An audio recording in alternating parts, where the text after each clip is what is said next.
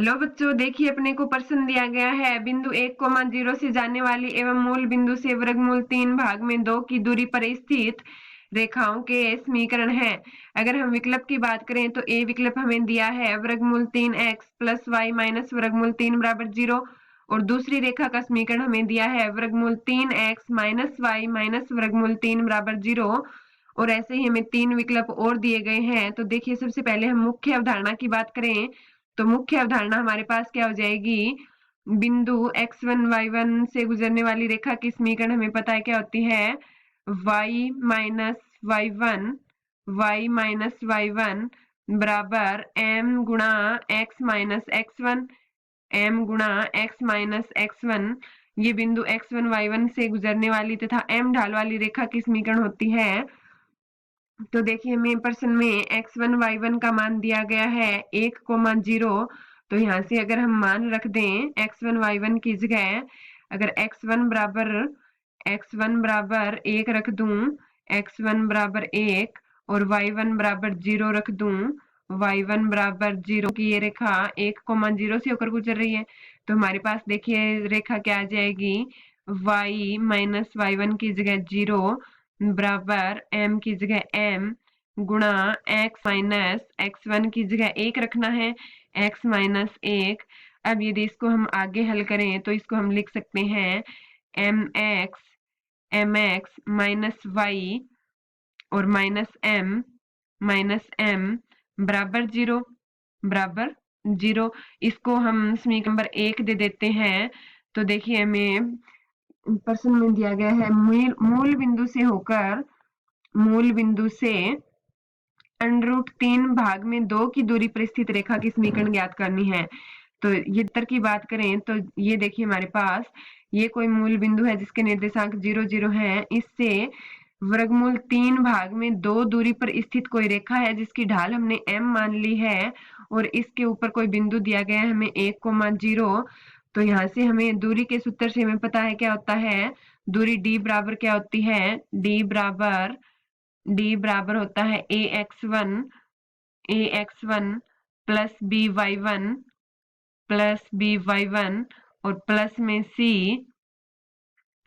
c और भाग में होता है a का भाग में वर्गमूल a का स्क्वायर प्लस b का स्क्वायर, भाग में वर्गमूल a का स्क्वायर प्लस b का स्क्वायर, और इस पूरे का मापांक क्यों लेते हैं, क्योंकि हमें पता है दूरी कभी भी ऋणात्मक नहीं होती। तो यहाँ से देखिए, हमारे पास रेखा क्या आई थी, रेखा आई थी हमारे पास mx minus y minus m बराबर 0। रेखा है हमारे पास mx माइनस y माइनस, देखिए रेखा में हमारे पास है mx minus y minus m बराबर 0 है, माइनस y माइनस m बराबर 0, माइनस m बराबर 0। और मूल बिंदु गुजर रही है, यानी x1 की जगह मान हमारे पास क्या आ जाएगा, x1 की जगह मान 0 आ जाएगा, और y1 की जगह मान क्या आ जाएगा, y1 की जगह मान भी 0 आ जाएगा। और देखिए, अगर हम इसकी तुलना करें तो ये देखिए ax plus by plus c बराबर 0 है। तो यहाँ से हम d का मान भी रख देंगे। तो देखिए, हमारे पास मान आ जाएगा वर्गमूल 3 भाग में 2, d का मान रख दिया बराबर x1 की जगह 0 है और a की जगह देखिए हमारे पास m है। तो ये आ जाएगा हमारे पास m गुणा 0 प्लस में b की जगह हमारे पास -1 है और y1 की जगह 0 है। तो देखिए, हमारे पास क्या आ जाएगा, -1 गुणा 0 प्लस में c की जगह हमारे पास -m है। तो यहाँ से हम रख देंगे माइनस का m, और भाग में हमारे पास क्या आ जाएगा, भाग में a का स्क्वायर प्लस b का स्क्वायर और इसका वर्गमूल। तो देखिए, भाग में वर्गमूल a की जगह हमारे पास m है, तो ये आ जाएगा m का स्क्वायर प्लस b का स्क्वायर, b की जगह -1 है, -1 का स्क्वायर करेंगे तो 1 आ जाएगा, और इसका मापांक। अब यदि इसको हम आगे हल करें तो हमारे पास देखिए क्या आएगा, वर्गमूल 3 भाग में 2 वर्गमूल 3 भाग में 2 बराबर क्या आएगा, देखिए बराबर आएगा हमारे पास, ये देखिए m गुणा 0 0 हो गया, -1 गुणा 0 0 हो गया, और यहाँ से हमारे पास माइनस का m भाग में बचेगा वर्गमूल m का स्क्वायर प्लस 1। यहाँ से देखिए हमारे पास क्या बचा, माइनस का m भाग में वर्गमूल वर्गमूल m का स्क्वायर प्लस 1, m का स्क्वायर प्लस 1, और इसका मापांक हमने क्यों लिया, क्योंकि दूरी कभी ऋणात्मक नहीं होती। तो देखिए अगर हम मापांक को हटाएंगे और दोनों तरफ वर्ग कर दें तो हमारे पास देखिए क्या आ जाएगा, 3 के रूट का वर्ग करेंगे तो हमारे पास 3 आ जाएगा, और भाग में 2 का वर्ग करेंगे 2 दूनी 4 हो जाएगा, और बराबर में m का स्क्वायर भाग में स्क्वायर से वर्गमूल कट जाएगा तो नीचे बचेगा हमारे पास 1 प्लस m का स्क्वायर। अब देखिए इनका अगर हम तिरछा गुणा कर दें तो हमारे पास देखिए मान क्या आएगा, 3 plus 3m square, 3 plus 3m square बराबर 4m स्क्वायर, बराबर 4m स्क्वायर।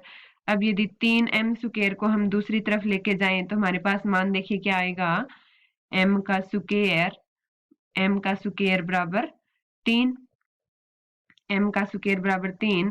तो यहाँ से देखिए m का मान हमारे पास क्या आ गया, m का मान हमारे पास आ गया प्लस माइनस वर्गमूल 3, प्लस माइनस वर्गमूल 3, ये हमारे पास m का मान आ गया। और हमें तो रेखा की समीकरण ज्ञात करनी थी, रेखा हमारे पास देखिए क्या आई थी, रेखा हमारे पास थी समीकरण 1 mx minus y minus m बराबर 0। तो यहाँ पे हम m का मान रख देंगे, देखिए m का मान रखेंगे हम समीकरण में तो हमारे पास क्या आएगा, रेखा है हमारे पास mx minus y minus m बराबर 0, माइनस m बराबर 0, और m का मान है हमारे पास, चूंकि m का मान हमारे पास आया है प्लस माइनस वर्गमूल 3, प्लस माइनस वर्गमूल 3। तो देखिए एक बार हम प्लस का मान रख देंगे, प्लस का वर्गमूल 3, और एक बार हम माइनस का वर्गमूल 3 मान रख देंगे तो हमारे पास दो रेखाओं की समीकरण आ जाएगी। तो देखिए प्लस का चिन्ह लेने पर हमारे पास रेखा क्या आएगी, प्लस का चिन्ह लेने पर हमारे पास रेखा आएगी वर्गमूल 3, m की जगह मान रखना है वर्गमूल 3 x माइनस वाई और माइनस में m की जगह वर्गमूल 3 बराबर 0, बराबर 0। इसी तरह हम अगर माइनस का लेंगे तो हमारे पास समीकरण आएगी, देखिए माइनस का वर्गमूल 3 गुणा में x माइनस का y, और माइनस में देखिए माइनस का निशान पहले से था हमारे पास रेखा की समीकरण में, और हमें मान रखना है m की जगह माइनस वर्गमूल 3, तो ये हमारे पास माइनस माइनस का गुणा प्लस हो जाएगा बराबर 0। तो इसको अगर हम आगे हल करके लिखें तो ये हमारे पास आएगा, देखिए माइनस का वर्गमूल 3x minus y minus minus का गुणा प्लस वर्गमूल 3 बराबर 0, वर्गमूल 3 बराबर 0। अब यहाँ से अगर हम माइनस को कॉमन ले लें तो हमारे पास देखिए इसको हम लिख सकते हैं वर्गमूल 3x प्लस वाई, वर्गमूल 3x प्लस वाई माइनस वर्गमूल 3